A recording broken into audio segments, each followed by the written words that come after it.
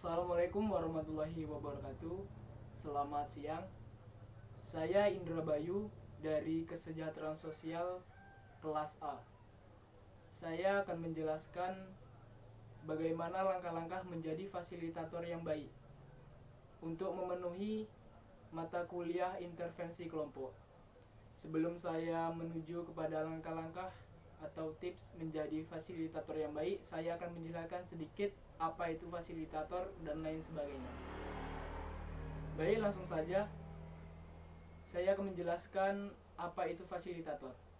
Fasilitator adalah seorang yang mampu membantu sekelompok orang memahami tujuan bersama dan membantu mereka membuat rencana guna mencapai tujuan tersebut tanpa mengambil posisi tertentu dalam diskusi. Beberapa fasilitator akan mencoba untuk membantu kelompok dan mencapai konsensus pada setiap perselisihan yang sudah ada sebelumnya atau dalam rapat sehingga memiliki dasar yang kuat untuk tindakan pada masa depan. Kemudian, fasilitator yang baik adalah seseorang yang dapat melakukan hal-hal berikut. Yang pertama, senantiasa menciptakan suasana aman dan nyaman. Yang kedua, tidak menggurui atau mendominasi, apalagi memaksakan pendapatnya sendiri. Yang ketiga, selalu berusaha mempermudah peserta untuk belajar. Yang keempat, percaya pada kemampuan, pengetahuan, nilai-nilai, dan sikap peserta. Yang kelima, bersikap netral dan tidak menilai benar ataupun salah. Yang keenam, mau mendengarkan dengan aktif dan memberi kesempatan kepada peserta dalam mengemukakan aspirasi secara bebas. Dan yang terakhir, bersikap empatik dan peka terhadap kekhawatiran atau ketidaknyamanan peserta. Berikut ini adalah beberapa syarat yang diperlukan untuk menjadi fasilitator dalam rangka meningkatkan kualitas. Yang pertama, memiliki kepedulian dan komitmen atas rencana pelatihan. Yang kedua, tidak memiliki konflik kepentingan. Yang ketiga, tidak diskriminatif terhadap peserta. Yang keempat, memiliki kemauan untuk belajar hal-hal baru dari proses pelatihan. Yang kelima, memiliki kemampuan dan keahlian dalam memfasilitasi pelatihan, serta dapat menyampaikan materi pelatihan dengan jelas. Yang keenam, mampu menghargai dan menghormati hak-hak peserta. Yang terakhir, bukan pelaku yang menyimpang dari maksud dan tujuan pelatihan. Itulah tadi penjelasan sedikit tentang apa itu fasilitator dan apa syarat-syarat untuk menjadi fasilitator. Nah, sekarang langsung saja kita melangkah kepada apa saja langkah-langkah yang dibutuhkan untuk menjadi seseorang fasilitator yang baik.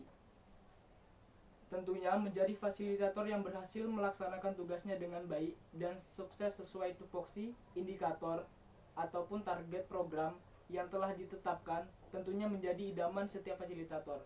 Hanya saja, dibutuhkan kreativitas dan inovasi untuk mendapatkannya. Beberapa masukan dan saran berikut saya sampaikan. Semoga dapat membantu Anda. Baik, sebagai pendamping, banyak kemampuan yang seharusnya kita miliki. Dalam kesempatan ini, saya mencoba menyampaikan 10 kemampuan yang harus dimiliki seorang fasilitator. Terdiri atas 5 kemampuan inti dan 5 kemampuan pribadi yang menurut saya penting dan sangat dibutuhkan untuk selalu diasah secara bertahap dan terus-menerus. Baik, 5 kemampuan inti yang pertama adalah koordinasi. Seorang fasilitator hendaknya memiliki kapasitas untuk membina hubungan yang harmonis dengan para pelaku stakeholder seperti aparat pemerintah, lembaga-lembaga lokal, tokoh-tokoh masyarakat, dan dunia usaha yang lainnya. Kemudian yang kedua adalah mediasi. Maksudnya di sini adalah kemampuan membantu, menjembatani, menjadi perantara dan perpanjangan tangan agar dapat mengakses potensi-potensi dan sumber daya yang mendukung pengembangan dirinya. Kemudian yang ketiga adalah advokasi. Sering ditemui bahwa masyarakat jarang mengetahui atau mengenal potensi dan kapasitas dirinya sendiri. Dalam hal ini, fasilitator hendaknya mampu merangsang dan mendorong masyarakat untuk menemu potensi dan kapasitasnya sendiri. Oleh sebab itu, fasilitator sangat diperlukan untuk membantu masyarakat dengan memberikan berbagai alternatif demi tercapainya tujuan bersama. Kemudian yang keempat yaitu fasilitasi. Yang dimaksud adalah kemampuan yang mengandung pengertian membantu dan menguatkan masyarakat agar dapat dan mampu mengembangkan diri memenuhi kebutuhan sesuai dengan potensi yang dimiliki. Artinya, fasilitator harus mampu menyediakan dan siap dengan beragam informasi program seperti latar belakang, maksud, dan tujuan, keluaran, prinsip, dan nilai-nilai, visi atau misi, sasaran, pendanaan, para pelaku, tahapan atau siklus, dan pengendalian, dan lain-lain. Kemudian yang terakhir atau yang kelima, pelatihan atau coaching, yaitu kemampuan mengelola dan melaksanakan sebagai pembekalan atau penguatan kepada para pelaku yang dimungkinkan terlibat dalam mendukung pelaksanaan program. Nah, kalau itu tadi kemampuan inti. Yang kedua ini saya akan membacakan 5 kemampuan pribadi yang harus dimiliki oleh seorang fasilitator. Yang tidak kalah penting dibandingkan kemampuan di atas adalah 5 kemampuan pribadi. Pertama, kemampuan tampil di depan umum. Bagaimana pembawaan kita di depan umum akan dapat berpengaruh kepada para peserta atau masyarakat yang kita temui. Kemudian yang kedua, kemampuan memimpin pertemuan. Entah itu dalam rapat atau dalam musyawarah seperti kelompok atau dalam mahasiswa seperti rapat hima atau yang lainnya. Kemudian yang ketiga, kemampuan memecahkan masalah. Yang keempat, kemampuan berdisiplin diri. Dan yang kelima, kemampuan administrasi atau pengarsipan kegiatan. Baik, itulah tadi penjelasan sedikit tentang fasilitator, syarat-syarat menjadi fasilitator, dan langkah-langkah menjadi fasilitator yang baik. Nah, kemudian selanjutnya saya akan mencoba menjadi seorang fasilitator yang baik dengan memperagakan sebagai pemberi informasi tentang sadar wisata. Dalam hal ini saya sebagai seorang duta wisata. Assalamualaikum warahmatullahi wabarakatuh. Waalaikumsalam warahmatullahi wabarakatuh. Kok nampaknya lesu-lesu ya? Masih muda kok lesu-lesu. Kalau begitu, saya akan memberikan reward atau hadiah kepada kawan-kawan yang bisa atau yang ingin bertanya kepada saya di akhir nanti. Mari saya ulangi salam saya. Jawab dengan lantang ya. Assalamualaikum warahmatullahi wabarakatuh. Waalaikumsalam warahmatullahi wabarakatuh. Nah, kalau semangat kan lemah di sana. Saya di sini akan memberikan materi tentang apa itu pariwisata dan lain sebagainya. Tapi sebelum memasuki materi, saya akan memperkenalkan diri saya terlebih dahulu. Perkenalkan, nama saya Indra Bayu. Saya sebagai Duta Wisata Kabupaten Seluma 2019. Mungkin karena harilah siang, langsung saja ya di sana kita menuju ke materi. Untuk materi yang pertama yaitu apa sih pariwisata itu? Mungkin adik sana selalu mendengar wisata pariwisata tapi tidak tahu apa itu pariwisata. Menurut Wikipedia, pariwisata adalah suatu kegiatan atau perjalanan untuk tujuannya refreshing, mencari informasi pengetahuan di tempat wisata di daerah-daerah tersebut.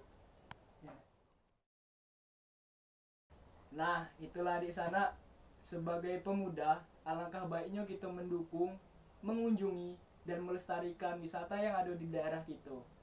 Apalagi gini 2020 di sana untuk kita sukseskan Wonderful Bengkulu 2020. Mungkin itu aja adik sana materi yang dapat saya sampaikan hari ini. Apakah adik sana ada pertanyaan? Izin tanya om. Pertanyaan sih kan om. Kita kan sama-sama tahu lah Indonesia tuh kan lagi kayo nian dulu ke orang Bengkulu tuh. Nah cuman ya kita tahu sendiri lah Indonesia kok stuck di sisi itu. Jangan kan Indonesia, kita ngomong Bengkulu beda ngomong Indonesia. Kita sama-sama tahu kan Bengkulu kok wisatanya kalau banyak, cak pantai panjang. Apa cuma stuck di situ bae mas kamu tuh? Apakah di situ ada unsur-unsur tertentu yang membuat suatu pariwisata itu maju atau cak mana om? Bisa jelaskan dikit dong, Gambong. Baik adik sana, pertanyaannya sangat bagus. Saya akan mencoba menjawab pertanyaan dari saudara Wildan tadi. Apa sih kunci keberhasilan atau kemajuan suatu pariwisata? Saya akan mencoba menjawabnya. Menurut pendapat saya, kunci keberhasilan suatu wisata itu adalah terjalannya atau tercapainya 3A. Mungkin adik sana tidak tahu ya apa itu 3A. Saya akan menjelaskan 3A. 3A itu adalah yang pertama attraction, daya tarik di suatu pariwisata. Yang kedua amenitas, yaitu fasilitas pendukung di suatu wisata atau pariwisata. Kemudian yang terakhir aksesibilitas. Aksesibilitas itu berhubungan dengan jalan, transportasi, atau ya sebagai penunjang kita ke tempat pariwisata. Jika 3A itu terjalankan atau tercapai, insya Allah pariwisata kita akan maju dan berhasil dan akan dikenal oleh masyarakat luar. Mungkin adik sana lah jelas belum? Nah, pertanyaannya tadi sudah saya jawab. Mungkin pertemuan kita cukupkan sampai di sini saja karena waktunya sudah habis. Saya Indra Bayu selaku Duta Wisata Kabupaten Seluma mengucapkan terima kasih dan mohon maaf apabila ada salah-salah kata. Wabillahi taufiq wal hidayah. Wassalamualaikum warahmatullahi wabarakatuh. Baiklah, itu tadi sedikit penjabaran bagaimana langkah-langkah menjadi fasilitator yang baik, dan tadi saya juga sudah melakukan role play menjadi fasilitator yang baik. Mungkin itu saja yang dapat saya sampaikan. Lebih dan kurangnya saya mohon maaf, kepada Allah saya mohon ampun. Dan jangan lupa komen, like, dan subscribe akun channel YouTube ini. Thank you adik sana.